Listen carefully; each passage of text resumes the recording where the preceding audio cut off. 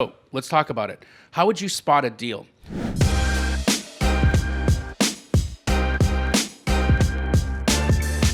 Well, you ever walk around outside or drive around outside and see those houses with tinfoil in the windows, overgrown weeds, mail piling up outside, the blinds are falling down, the roof looks like it's about to cave in? Those houses are everywhere. They're zombie houses, right? There's a way that you can find out who the owner of that property is, get their phone number, and call them. And oftentimes, these are out-of-state owners or they're tired landlords who don't realize their tenant has destroyed their house. There's a story there. There's this reason why this house looks like it does. You call those people and you say, look, your house is falling apart. I'm sure you've got all kinds of violations from the city because of the condition it's in. Yeah. It's dangerous.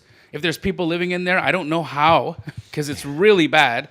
Why don't you sell to me? Why don't you sell to me? I'm willing to give you a cash offer on this. I'll pay all the closing costs. There's no real estate commissions involved here. We'll do a cash deal. I'll close it as quickly as possible. I'll even handle the tenant in there if there is one. You get the cash price and do your thing. So that's one way to find these houses. Another way is you look at, like I mentioned, code violations, right? Oftentimes when these situations start to happen, there's breadcrumbs being left by this property owner as to, like, there's a problem here. Yeah. And that'll often come from HOA violations, city liens, water shut off, like they're getting their power and their electricity turned off. These lists are all public record.